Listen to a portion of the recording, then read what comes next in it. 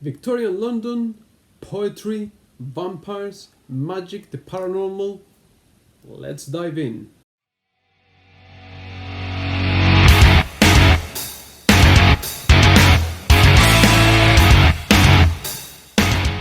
Hello, good morning, good afternoon, good evening, wherever you are in the world.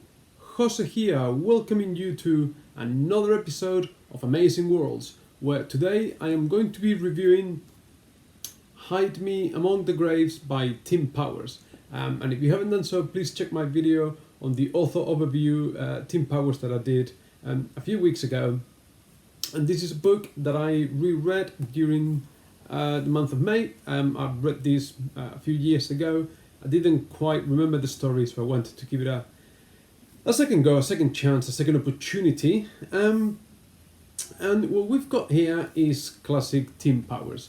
So, in case you are unfamiliar with his writing style or what he usually does, is he takes a real life historical event and builds a paranormal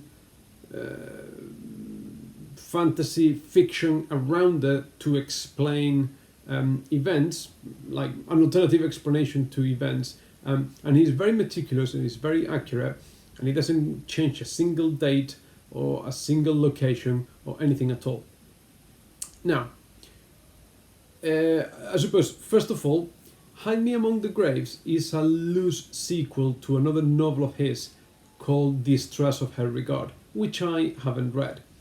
And some characters and perhaps some events from Distress of Her Regard are referenced here, but it is not a necessary... I didn't feel like I needed to have read Distress of Her Regard to read, understand, enjoy the story in Hide Me Among the Graves. But I'm assuming that if you like this kind of writing style, this kind of books, probably it would make sense to read Distress of Her Regard first. Now, what we have here is a novel set in London in 1862, following the real life events surrounding the British poet Christina Rossetti and her siblings. So these are real life people that lived in London. Christina Rossetti was a poet. Her brothers and her sister, Maria and Dante William, they were also poets. One of them was a painter. Tim Powers builds a fiction around their lives. The book starts with a little prologue of Christina receiving a little statue from her father that she rubs some blood into it, buries her, and that frees up a vampire a few years later, and hence the action ensues. And I am going to try to do a spoiler-free review of the book. Now, you do have vampires in the, so the main antagonist of the book is a vampire. It is the uncle of Christina and her siblings, which probably featured in the prequel novel, Distress of Her Regard.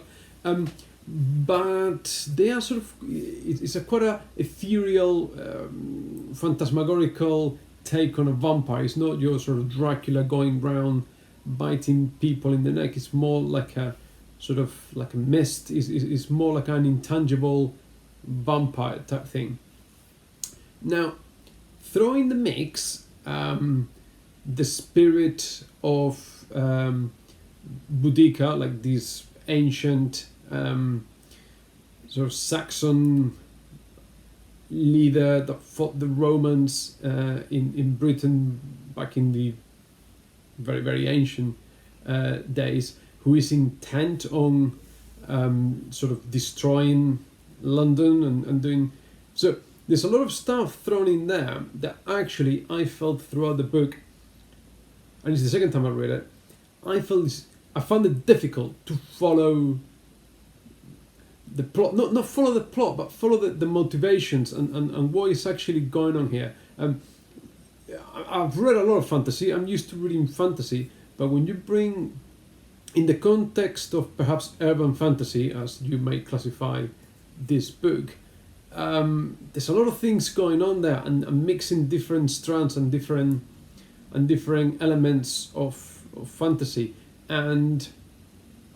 But personally, I don't like it. If you're going to tell me a vampire story, stick to vampires and tell me a vampire story. If you're going to tell me a ghost story, tell me a ghost story, but don't mix ghosts and vampires, which is what we have here. But on top of that, there's some elements of magic. So you're dealing with some sort of magic stuff. You're dealing with vampires. You're dealing with the ghost of Boudica. You're dealing with people's possession by spirits, seances, reaching the ghosts of the dead, trying to find information. There's a lot of stuff there that I think makes the fantastical elements of the book inconsistent. I found that the premise of the book, the skeleton upon which it's built, the sort of magic system, for want of a better expression, it's got a lot of going on. There's a lot going on, and it doesn't stick well together. The other thing I find, and I found this with other Tim Powers novels, is that the magic system is not explained. And I've said in previous videos that I actually don't like it when authors who operate under a hard magic system have to deviate from the narrative to explain the hard magic system. But here the magic is so weird that characters do things and you assume that they do it because it makes sense for them to do so, but you don't understand the premise behind it. So like take a hard magic system like in Lightbringer series or Mistborn, you do understand why certain actions take place. But even in softer magic systems, perhaps if you're more used to sort of Lord of the Rings or Dungeons and Dragons, things like that, you cast a spell and you understand that there's some sort of use of magical forces that takes the shape of a fireball or lightning or whatever it is. But here, characters will wear metal plates on their feet because that does something to the ghosts, but it's not quite clear why. They just do weird things like that. There's a particular street where there is a person that is sweeping the street, and apparently if you go to him and you pay him, but he gives you back the change, which is the exact value of what you paid him, so you haven't paid him, but he will sort of sweep your steps to get the ghosts to lose track of you. And it's just, there's a lot of instances of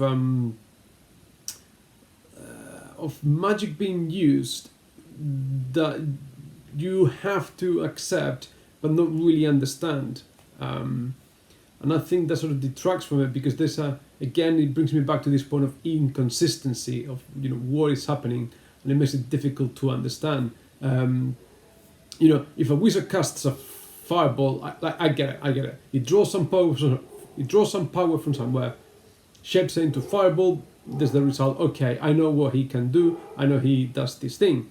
But here, you're not entirely sure why characters are doing these things, and it's never explored, never explained. At 511 pages, I think the book drags on for a little bit. We have the little prologue. About halfway through the book, there is like and a few years pass, and then we move on.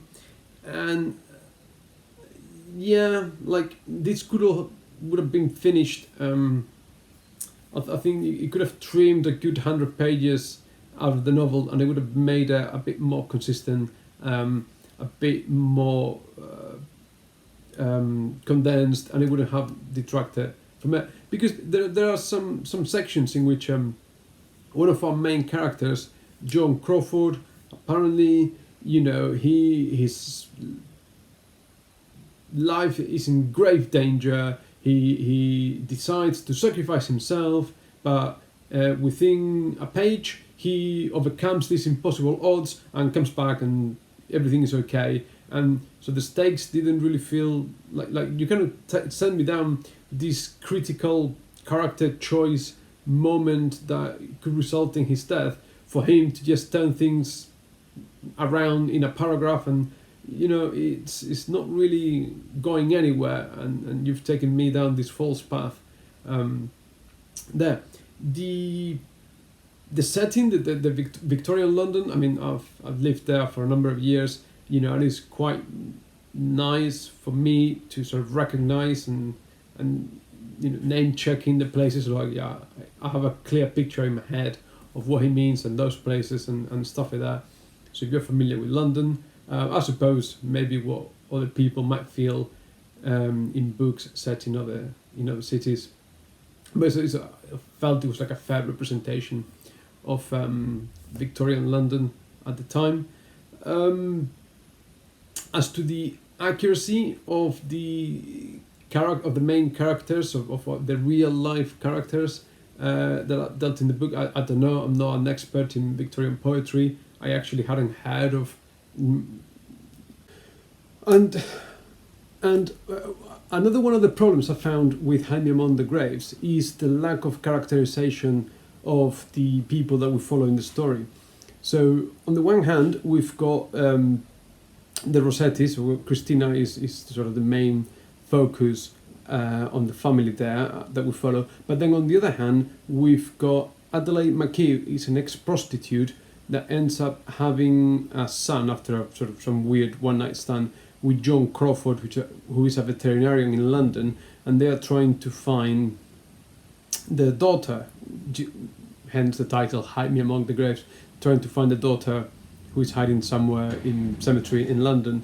And the two stories combined together, but none of them are giving enough time to make it clear who is actually our main protagonist. Who are we follow? Are we trying to follow Christina, trying to get rid of the influence of her uncle, ancestor, the vampire, or are we trying to follow Adelaide and John and see whether they find the daughter or not? I found it difficult to not really relate. It's not a story where you're going to relate to it, but to actually like the characters and feel emotionally attached and bonded with the characters. They were sort of fairly plain and fairly undeveloped. The only one that was moderately interesting, but again, not very well fleshed out, is the figure of Algernon Swinburne. Is another English poet, real life, who makes an appearance in the books, and he's this sort of totemic old man that has got the answer to everything and knows how to fight everything, and in his 70s he's the one doing the sword fights and shooting his guns and stuff like that.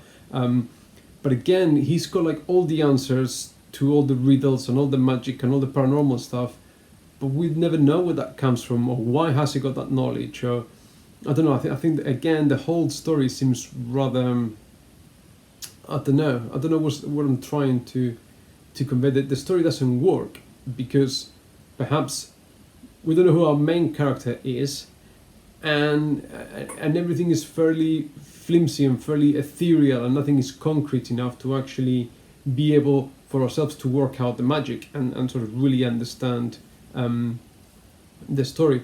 One quite sort of thing that I just found out and it was interesting is that the figure of John Polidori, again another real life writer.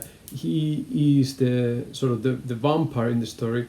He is actually apparently credited to creating the vampire horror genre. Like his most successful work was a short story called The Vampire with a Y, The Vampire. I don't know. So it's sort of quite clever of Tim Powers to use the sort of father figurehead of the vampire fantasy genre to be a vampire himself in real life type thing. But I suppose all these things, and there's probably a lot more in the books that I didn't quite get because it's sort of fairly obscure and fairly hidden and fairly, you have to have a knowledge of history and the characters and so on to really get all the in-jokes and all the references. So there's probably a lot that sort of passed me by. So comment, let me know what you think. But as I said, I think in general there are a lot of things that make the story not really work for me. There are some action scenes and there are some fights against supernatural, paranormal forces and so on. But everything feels everything feels dragged out, and everything, like I said, it feels inconsistent. Like halfway through the book, they manage to defeat the vampire. They put some, not a spell, but they do the sort of ritual thing where he gets trapped underground. With I don't want to go into the details of it, but it turns out that after a few years, the vampire liberates himself. He just, and he comes back, and we go back to having to deal with it. I find that's the problem with this magic system is the inconsistency, that you don't know whether something is going to work or not. X doesn't necessarily result in Y because we don't know how we operate. And again, I've said this before when I did my author overview, and I feel the same thing again here. I find myself wanting to enjoy and like Tim Powers more than I actually do, because I think the premises are all quite good. I would say possibly of the books that I've read of his, this one maybe is one of the ones that will be somewhere around the bottom of my list. I've got here The Anubis Gates and a few others. Perhaps once if I read a couple more, I may do a ranking of Tim Powers as another video. This is the thing. Would I recommend it? I don't think I would actually recommend Hide Me Among the Graves. And I feel really silly for saying this. Tim Powers has won so many awards. He's so well regarded. And here I am finding myself not really enjoying this book and not giving it the best review possible. That I feel a little bit silly, but that's my honest opinion, which is what this channel is all about. And I would say if you enjoy urban fantasy, perhaps something like American Gods, that I really, really enjoyed, would be a lot more of a finished product and a stronger recommendation than this. But maybe it's a field where I need to read a little bit more urban fantasy. There you go. I'm going to delve a little bit more into it. The writing style is narrated from third person. There's no shifting POVs or anything like that, or POV chapters. It's easy to read. I just found that the subject matter and the lack of confrontation, keep going on about the weird magic, the interaction with the ghosts and why. There's a lot unexplained. And I think that detracted from the overall reading experience. Perhaps I should reread Anubis Gates. But that's a problem I had with this book, not with every other Tim Powers book I've read. So anyway, that's all I've got for today. I wanted to do a special review of this book. Please like, subscribe, press the notification bell button, comment, let me know. Do you feel the same? Have you read Tim Powers? Are you into urban fantasy? Is this something that you want to get into? Have I missed something out? Have I misunderstood the book? Did you have those concerns about the magic that he uses and the system that I've totally, misunderstood altogether? I've had some good exchanges recently online with a couple of people discussing Farseer trilogy and other books, and this is what I wanted to get out of the channel. So thank you very much. Please take lots of care, and I'll see you soon. Bye.